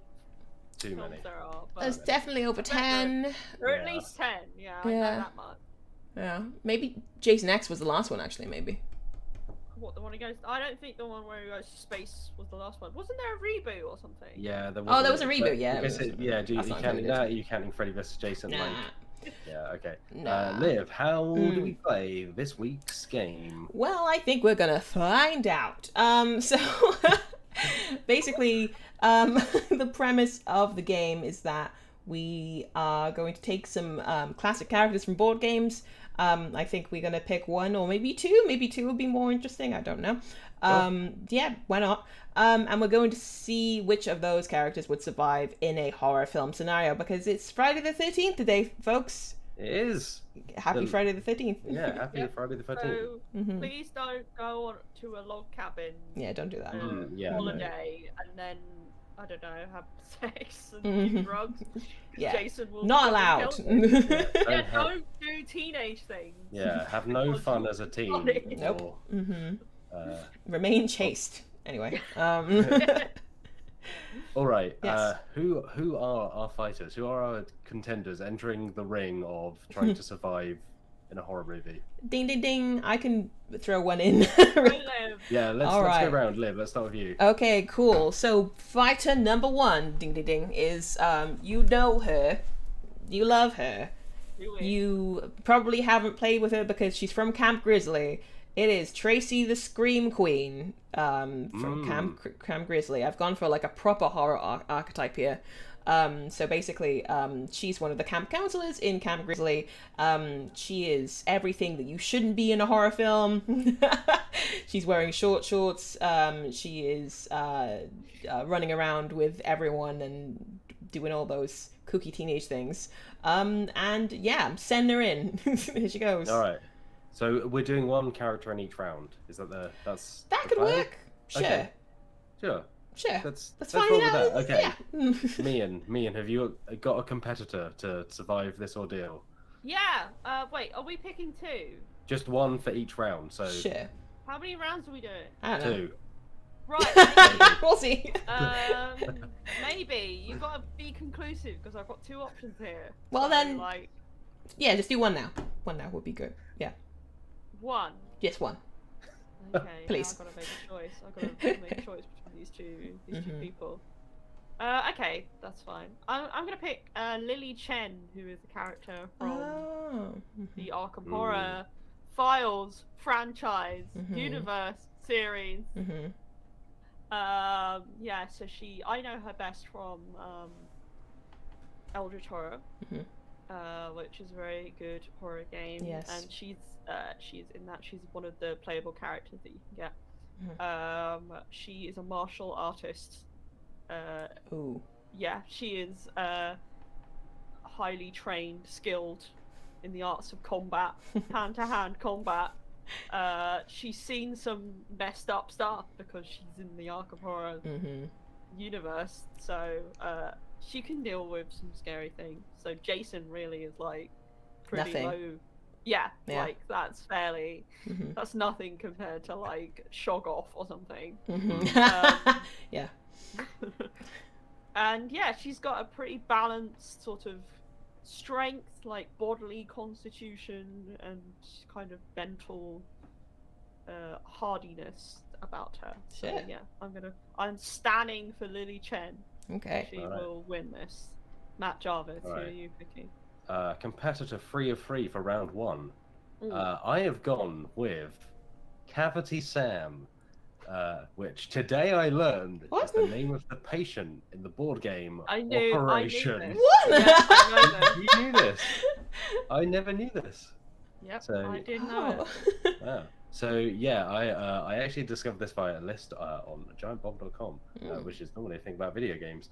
But it's a list of board game characters because I was trying to think of things I couldn't. So I searched board game characters, Mhm. and this list consists of the cast of Cluedo, so Colonel Mustard, etc. Mhm. Rich Uncle Pennybags from Monopoly, Yes.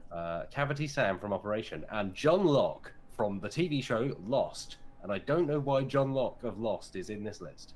This is very odd. Mhm. But I've gone with Cavity Sam, and I'll tell you for why. Right, okay, because you got to sell this to us. Because this Yeah, I'll is tell a you for character why. So that is best well known for being literally taken apart. Mhm. exactly, what Mhm. better skill and experience versus a Skill and killer who experience. is I was- known for like hacking people up with a machete. I was gonna Like- say if we could all collectively come up with the adversary from a board game, that might be a good Oh, idea as yeah. well. But yes, carry on. Okay. Defend your man, Sam. So I was thinking Cavity Sam, obviously known for lying on table, large holes in body, Yeah. like things Mhm. being extracted. Yeah. A very passive character, one might say. Mhm. But think how many times has Cavity Sam gone through that experience? This is kind of an existential question about Cavity Sam, Mm. but that's his existence is to be Now you're like now you're playing with- extracted. you're playing with multiple universes theory as well. So like, Well, yeah, but I think that if someone's coming at him with like take a Jason Voorhees Mhm. if they're going to like kind of chop him up in the very classic horror movie way, like do kind of horrible grisly things. chopping. Mhm. Yeah. What better character than a character that is potentially already missing like various vital organs, but is able to survive without them as long as they're very carefully extracted?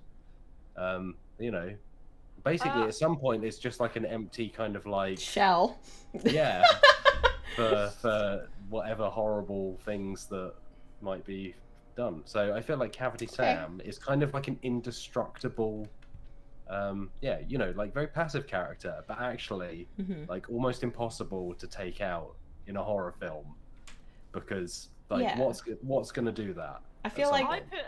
Yeah, go on, Liv. I You- was you just get him first. no, I was just gonna say that I feel we should establish that every single one of these characters has the capabilities that they have within their game. So I guess that works. Yeah. It's very generous of you. It's all right. Yeah. You're quite welcome. People of the jury, I Mhm. put to you. Uh-huh. Barrister Jarvis's claims that Captain Sam can survive having organs removed. Number one, if you even slightly nudge his flesh, he's very unhappy about it. Ooh, His nose goes. he will make noises when he's trying to hide. That's a He'll good make a point. lot of noise. Yeah. Yeah, well, maybe Two. don't hide with Cavity Sam. Oh no, I'm not. Number two, I put to you that those are in operation. You're not removing his organs. You're removing things that are not supposed to be there, like a pencil or something, or like a weird bone. You're supposed to be taking this stuff out because he doesn't want it in him, not because they're his organs. He can survive without it. Aren't they? That That's is a my good point that I argument. hadn't considered. Aren't they metaphors for the parts of the body, Meehan? No. Aren't they No, not? there's- It's like a Aren't they spanner. like puns or something? Yeah, it's a No. pun. Yeah, Tennis Like, you're elbow. not Here's a tennis supposed- racket. yeah, You're and not like a. supposed to have exactly. You're not supposed to have a spanner inside your body, are you? Like that's bad. You Oh! wanna get that. That's Oh, but I will fine, you wanna say, get it out. I'm gonna be devil's advocate here and be like, that is a benefit of Sam is that he's got all sorts of stuff you need. Like he's Yeah. like a little utility belt right now. Yeah, but He's you can got a try and get it out spanner. of He's him, got a it's gonna pencil. Make a lot of noise. He's Yeah, got... but like think of like if Jason or whoever a kind of grisly horror movie. Oh yeah, like, who have we slasher is, decided that? like this fires is a gonna be? harpoon, but actually there's a spanner. There's This is a a very like, specific comedy situation.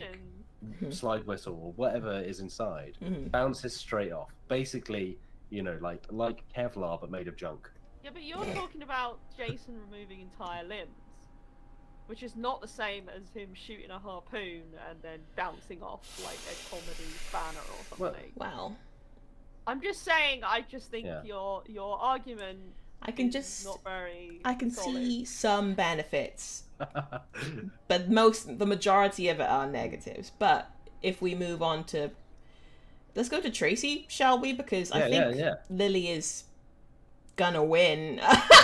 To be honest. Well, I mean, I'm just saying that Lily is a very active character who chooses to fight the evils of the world, including cultists, unknown gods who can consume the entire universe, can acquire magic powers. I would say she's a bit OP, Meehan, if you and I quote, we were realistic with our picks, you know, like Your Honor, and I quote, they have all the powers that they have within the board games that they are within. So she can fight. She can fight. Yeah. Yeah. She can fight hand to hand. Yeah. She's also trained in weapon usage as well. Okay. She also has the potential to use magic spells should she acquire them. So really the thing we need to work out here is, does she have access to everything that she would potentially have in an Eldritch Horror? Well, because if not, then she's only got her hand-to-hand combat, which means she's still pretty capable. Think it depends on who we're fighting, because I don't think we've decided. Is it like a Jason? Is it Jaws? Is it? I think it's Jason. Okay, fine. I think for Friday the 13th, it's a Jason alike. It's a legally distinct Jason. It's Basin. It's terrible. Basin Voorhees. Yeah, there we go. Yeah. Brilliant. Okay, in that case, I will assume we're in a cabin. By Camp Diamond Lake. Yes, good. Camp Diamond Lake. We've all gathered together. Right. Lily's not gonna have her magic stuff because she's on holiday. She's taking some time off. Look, I completely agree with her just having access to the common cabin items. Yeah, whatever is in the environment around her. Yeah. However, she is capable of using those with a level of skill because she is trained in weapons combat. So. Is she trained with like saucepans though? Because I feel like that's. It's a weapon. You make it into a weapon. You're trained in weapon like. Yeah. Cavity Sam would be like, here you go, just reaches inside, His fishing around for something wrench or whatever. Lily would be like, I'm good.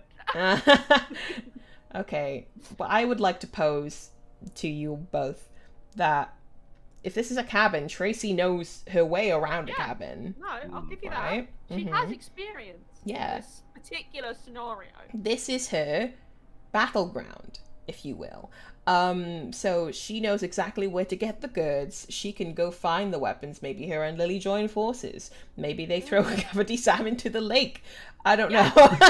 Flashing like a boy, like a lighthouse. And our non-Jason is just kind of distracted. I mean, really, what we've come up with here is the perfect trio of people to survive all at once. We've done the impossible in terms of horror movies, where everyone survives. I don't know if Cavity Sam survives. Okay, well, I think most survive. Like 2 out of 3 ain't bad. Okay. Yeah, 2 out of 3 ain't bad. Like now, I do like this narrative that Lily Chen and Tracy through the process of surviving this terrible ordeal, maybe become close. Yes. I ship it. Sure. Good. Tracy and Lily forever. Now I'm imagining like Tracy designed in like Eldritch Horror design like artwork and then the opposite way. That's fun. Anyway, also Tracy can like lure Jason or whoever Basin into, spaces. Basin, and then Voorhees. Yeah. And then the trap is set. So have we decided? So I think, if anything, we need to leave it to, because you've both got one each. If I'm going to be very gracious and admit that maybe Cavity Sam wasn't the best option, because I have not played Operation. I like so long it that I though. forgot you weren't taking out organs, but were taking out extraneous kind of junk. Matthew Jarvis. Hello. The problem was here's a little diagnosis of your problem, is that you typed in to the internet board game character in order to get your character on, rather than maybe think, oh, what. I did think about some as well, but I struggled to. My second. Should we move on to the second round? We'll leave this open to the audience vote, because you've obviously got a split vote, and like mine is kind of, you know, like DNF, like disqualified. Floating out in the lane, like yeah. It's going back on the operating table. Sorry, Sam. But we'll leave that open to the audience to decide. But meanwhile, we'll move on to our second round of this. Yeah. So I would like to go last. Meehan, do you want to go first this time? Oh, a tactical decision by Liv. I went first. Yes, I can go. So the character I'm picking for this next round, presumably if we're against a Jason Voorhees. Mason Dorkeys, Cookie Cat says. Mason Dorkeys, the brother of the long distance relative of Jason Voorhees. Equally as murderous, yes. Equally as murderous, yeah. I put to you that I will choose Anna and Vutek. Vutek from Scythe. Anna is a leader of the Poliana Republic from the game Scythe. She is again trained in firearms. She has a giant bear that she rides on and also follows her around. She is, quote, and I quote, an expert marksman. I don't feel like this is fair, me. Well, I'm just picking. It's a board game character. Yeah, you've done well. Okay, fine. That's my pick for this round. Okay. Matthew Jarvis, do you have a choice? I was going to go with Sparky the Wonder Dog. Very good. From Dead of Winter. Not least because, so folks who haven't played Dead of Winter, it's a zombie survival game, so obviously very used to the survival environment. Also, Sparky is a dog, but you can equip Sparky with all the weapons you can equip a human with. So Sparky can wield things like a pistol or a shotgun to defend against what would have been a zombie horde, but is now Jason Voorhees.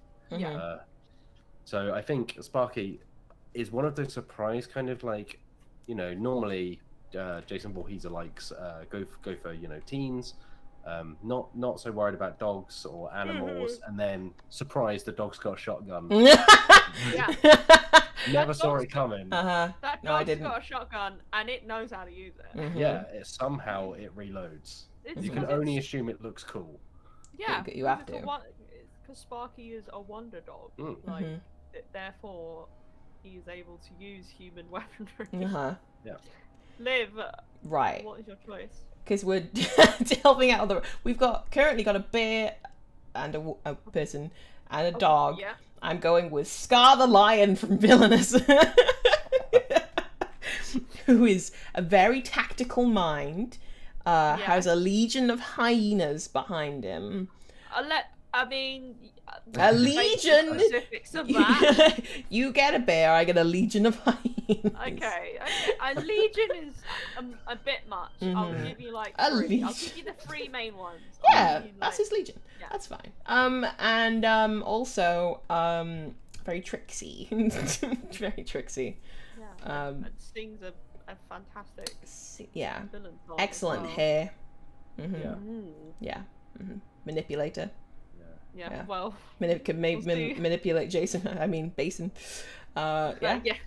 Yeah. That's my pick. I will argue again to the jury that what's his name? Mason Dorkeys. Yeah. Mason Dorkeys isn't exactly known for being swayed by persuasion. What about a lion? Like, the lion is talking to him, right? That's the whole thing. Is that it's like, oh, he's trying to use his words. Sure, but when that his fails, silver tongue. he's still a lion. Backup plan. Yeah, Still I am a lion. Mhm. Okay, I mean, I will also say Mason Dawkins is a very large lad. Mhm. And Scar isn't, by lion standards, Scar is a bit smaller than others, would you agree? But with 3 hyenas as well. Oh, yeah, 3 hyenas. Yeah, I mean... Mhm. Yeah. Let's go back to Sparky. So, Sparky has a shotgun. Yeah. Mhm. Like all good dogs. Yeah, exactly. Good boys get a shotgun. No. So you're banking here on the sneak attack aspect, I think, Matt, right? I think in the, like, obviously the opening salvo is that's just a dog Mhm. carrying a normal branch of a tree. Yeah. And then just hear it, you know, as Lawhees Mhm. turns away to go hunt, you know, teens. Mhm. Like just hears the loading of a shotgun, Mhm. and then never saw it coming. No. Like, Well, here's my argument Sure. against that. Mhm. Against it, okay. This is what we're doing. Okay, yeah. Fine. yeah, no. In the narrative of Dead of Winter, or at least in the situation of Dead of Winter, Sparky is capable of being taken down by like what? One. Sometimes it's 1 zombie hit, isn't it? Or at least like, or is it 2? I can't remember how many zombie hits it takes to take down a character in Dead of Winter. Oh, like I would say that it's gonna be 3, Mason, I think. It's the same It's rules. what? I think it's 3. I think 3. it's the same rules as like the rest of the cast in Dead of Winter, so you need 3 Yeah. wounds. So 3 zombie hits will take down Sparky, the Wonder Dog. But they got to catch Sparky first. Yeah. Okay. Also, Truce says in the chat, "Fetch this." Yeah, that's very good. It's very good. Yeah, that is a good catchphrase. Of course, Sparky would say that in dogs. So Yeah. to speak. yeah. But somehow Mason would know Yeah. that it's like a zinger, you know, like Yeah. He got zung. Feel it in the heart. Yeah. Mm-hmm. Mason is not the fastest moving. Exactly, I will say that. Yeah. You do have that on his side. He is a slow one. Mm-hmm.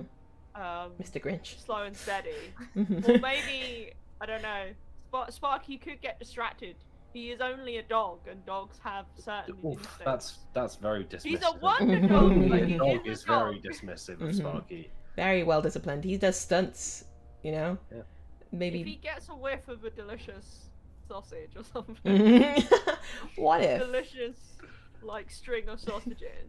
Look, He Scar could get recruits. distracted, and Mason could, Mhm. you know, could strike. So. Oh, he better not. Scar could recruit Sparky for the Legion of Hyenas Legion of together. Yeah, I mean, they're probably distant relations. Exactly. Right? Yeah. I still don't quite see the role that Scar is playing in this group, but Delegator, much like much like in The Lion King. Yeah. However, I will put to you as well, Mm-hmm. Judge. I don't know who you're talking to here, but I don't know. I'm The gonna audience. judge him. Mm-hmm. Yeah. Scar doesn't exactly succeed in his plan. Okay. Well, I will counter real quick and say that your character's the only human in this equation, so Jason's definitely gonna go for you first. I mean, yeah, I will say Mason smelling the scent of human. Mm-hmm. However, I don't know how old Anna is. I don't think she's a teenager, Mm-hmm. so at least she has that going for her in the sense that she's not the prime demographic Sure. of Mason attacks. Mm-hmm. But being human obviously makes her a bit more of a... I will say she's probably been too busy fighting for her country to indulge in any potential behaviors that might encourage Mason to attack. But she's comfortable now going on a vacation. Well, even on vacation, you know, ultimately, the nation is the most important thing. Sure. Also, she has a highly trained bear. Yeah, I guess does the bear count as like if Anna is taken out, was. I'd say the best. If the bear's bear, still is it going, ice I'd climber say. rules? Like you take. Yeah, I think if the bear, I will give Liv. If the hyenas stick around Yeah. after Scar's gone, then fair enough. Although I reckon those hyenas would be off. Whereas like, Wojek the bear, I don't think that's how you say his name, is very loyal to his handler, his keeper, and would not desert her or would fight for her honor if she did die. This is assuming Scar can ever be killed. I mean, he's killed pretty easily. Spoiler alert. You don't know that. I mean, it's very strongly implied that his own hyenas, the ones you bring along, eat him. So I'm not. I don't know about that. Oh, no, Liv, this is your Cavity Sam moment. Yeah. Oh no. Vortec. Emira says Vortec apparently is the. Oh. I'm sure. Wojtek. An imaginary bear wouldn't like too much. Okay. Shall we leave this one to the audience decision? Sure. You at home can vote by not texting or calling any numbers, but just deciding in your own hearts who the real winner is here. Yeah. I have my vote if it's undecided by the chat. It's not for me. It's me, right? No, it's not for me, me. right? No. Is it for your own character? No, it's not. No. Oh, wow, okay. Okay. After I lost Cavity Sam, I'm sticking with Sparky all the way. Sparky is People are saying Scar now. Jamie I Dancer feel like says Scar. I don't know. I feel like they're Scar just from saying that Cookie he's the most Cat. recognizable character. I think they've just misspelled Sparky. So Scarky. All right. Before we finish off, let's take a couple Sparky, of always questions dog. very quickly, shall we? Sure. If you've got a question, you can drop it in the chat if you're watching live, Email! or you can email it to podcast@dicebreaker.com. Liv, would you like to read this one from Roy, please? Okie dokie. Hello, I moved apartments recently and was struggling with this orientation-oriented question while arranging my game shelf. Do you prefer to store/display your games vertically or horizontally? Moved and confused. Roy Barron. Him. Always. Okay, right. Oh, There just seemed to be a like, pause. Yes. As soon as you turn the box sideways, it makes me very nervous because it's like how many things have immediately just fallen out. I can't trust most board games to be designed to be put so vertically, I guess that would be. So yeah, I like some fine, like everything stays, it's packed in a way that keeps it still, but too many times I've turned a board game sideways only to hear everything immediately falling to the bottom of the box and thinking, oh, the next time I play that, I've got to then sort that out. So it's horizontal all the way for me. I will say that mine are currently... It's more like a Tetris kind of situation I've got going on. Fair as well, yeah. I've only got this tiny little area here, but they are horizontal. However, if I were to have my own display case, you know, maybe I can upgrade to that eventually. I'd probably have them vertical, I think. Because otherwise it's just kind of a balancing act. I don't know. That's true. I think it looks cleaner if it's vertical, personally. I do both. I'm like Liv. At the moment, my board games are in a Tetris effect kind of situation where we just have a single calyx, and they're sort of stacked in there in the way to maximize how many board games can I fit in this single space. I think it ultimately comes down to that, right? It's like you just play around. I will say the Descent box is one of the most awkward board game boxes I've ever seen. Yeah, it like is a square, a cube. right? It's a cube. So it's not only wide, it is tall and deep. So it just looks like it will fill one. I should check actually. It will fill an entire Kallax hole by itself. I mean, it's a sizable box, and they use the space bar because it means you don't have to build the terrain every time. But it's one of those things where it's just like, this is a literal cube. Like, do I just use this as a footstool in the times we're not playing this? Because where do I put it? I can't put it on like a normal bookshelf. So yeah, but I think like you both, normally it's just a question of like what's going to fit the most games into this space. Yeah, I think I'm most impressed by the vertical. I think. Yeah. It looks the nicest. If I could do it, I think I would also do vertical. Sorry, Matt Jarvis. Yeah. It just No, looks... it's entirely valid. I think it shows effort has been put in to arrange them. You know, and it's more like a library kind of thing. It's like, look at my library of board games. It does games. make it easier to get them out, I will say. Like, trying to take out, so for a while, when I have many games to review, behind the door behind me, we just had a vertical stack of games, and it was probably about the height of me, because we had nowhere else to put games. And trying to get a game out of the bottom stack was a very precarious thing to do. Yeah. And also the weight of the game started to squish the cardboard, which wasn't great. Yeah. So in that respect, that's not great. Hello. Oh. Now, Holly. Oh, hello, kitty cat. Pussy cat. Kitty cat. Oh. Hi. This is great audio content. There is a cat. The cat is on the desk. This is an audio description podcast. There is a kitty. The kitty cat is sniffing. She's decided to get up. You need to push your foot. The kitty cat has a tail up in the air. Okay, yes. Should we take a very... Oh, well, I spotted this one in the chat, actually. It's just a very quick one. But Kay Collier asks, has anyone made a board game out of The Legend of Zelda yet? And I am not aware of one, but I didn't know if either of you had seen anything that might scratch that itch. People have mentioned Monopoly. One from what I've seen. It's funny because, as to be expected, Nintendo have a history of being incredibly sort of cagey about their licenses in certain respects. Like if it's like a Monopoly, for example, there's a Mario Game of Life coming out, which is about shallow, I think, as you expect. Every career card is plumber. But like, I think when it comes, like actually making an officially licensed board game that's like not just a Monopoly game, I don't think there is one, which is a shame because I think Zelda could work, like definitely as maybe in a straightforward adventure game. I think would definitely work. Like, I don't know, maybe if you adapted like a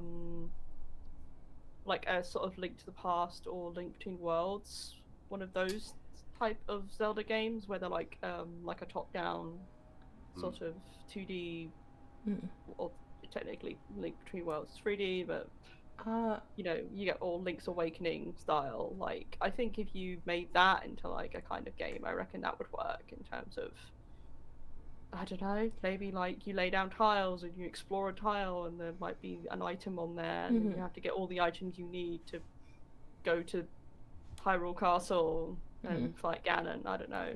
I'm wondering, is there like a straight up Nintendo property that's been made into its own board game, not just kind of like an like a play on like Life or Monopoly or whatever? Not that I really think so. Like I said, I think Nintendo are very cagey about their licenses. Like they're quite happy for them to be used for like very superfluous like kind of board games. Maybe cash grabby. There's a Mario Bros. Labyrinth. I mean, like I think, for example, what they've been doing with Lego sets recently. I'm just like, hey, you're exploring this kind of area a bit more and you're making something that people seem to genuinely like. I think it's funny because they're like a company that seems to really like physical interactions alongside their kind of licenses. It does surprise me that they've not done anything like this yet. Where's the Mario Party game? Yes, that I would play. That like Nintendo Labo and stuff like that. Like that stuff is designed to be like a toy / you know, physical game thing that you can do like alongside the video game. It is, you know, it's funny that they've not done something even if it's like a board game that ties in with like a video game or something. I think they pour like all of their resources into the video games themselves, and I don't know. I guess it's just not their focus, right? They're just very cagey about their licenses. Like they're just very protective of them, except for where they're like, oh, this is fine because it's just like a theme on top of an existing game. It's not something entirely original or whatever. Like, we do have a super chat from Cookie Cat in 94 that says there is one Zelda board game from the 80s, the late 80s. That's interesting.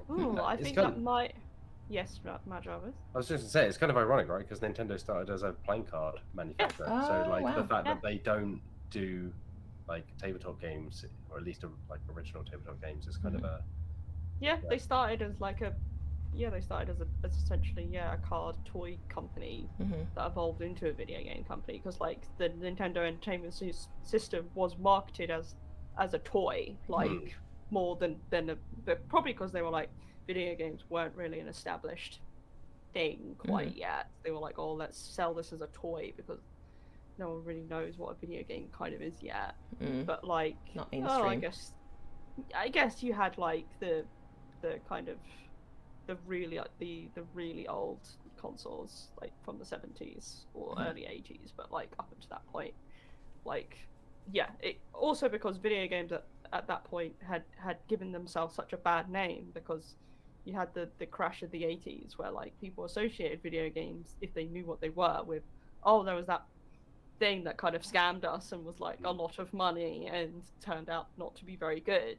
So then when they released the Nintendo Entertainment System, they were like, let's market this as a toy, because then we can kind of get around that perception of video games are like a scam. Yeah.